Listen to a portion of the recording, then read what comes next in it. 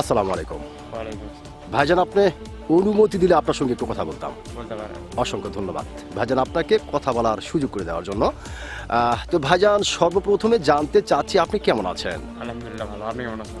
আলহামদুলিল্লাহ ভাইজান, আমিও ভালো আছি এবং আলহামদুলিল্লাহ যে আল্লাহ পাক আপনাকে ভালো রেখেছে। তো ভাইজান, আপনার নামটা জানতে পারি? আমার নাম মোহাম্মদ তানভীর ইসলাম। মোহাম্মদ তানভীর ইসলাম, সুন্দর একটি নাম আপনার। এবং মোটামুটি আপনার নাম শুনে এবং মোটামুটি আপনাকে সামনাসামনি দেখে যেটা বোঝা যাচ্ছে, আপনি সাংঘাতিক একটি সাহসী মানুষ।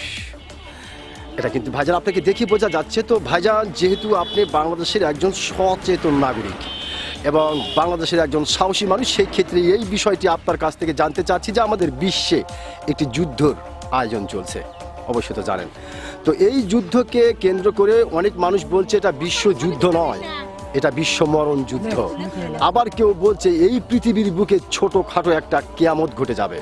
তো ভাইজান, এই যে এত কিছু হবে, হবার পরে লাভটা কার হবে আর ক্ষতিটা কার হবে? অবশ্যই ক্ষতি মানব জাতির হবে। মানব জাতির এবং জনগণ, সাধারণ যেগুলো সাধারণ জনগণের হবে। হ্যাঁ, হ্যাঁ, মানে ক্ষতিটা হবে সাধারণ জনগণ। সাধারণ জনগণ। তার মানে আপনি যেটা বোঝাতে চাচ্ছেন যে ক্ষতি হবে প্রজার আর লাভ হবে রাজার। হ্যাঁ। অসংখ্য ধন্যবাদ ভাইজান আপনাকে, খুব সুন্দর করে এবং অত্যন্ত গুরুত্বপূর্ণ একটি কথা আপনি বলেছেন। আপনি বলেছেন ক্ষতিটা হবে প্রজার আর লাভটা হবে রাজা। রাজার। অসংখ্য ধন্যবাদ আপনাকে।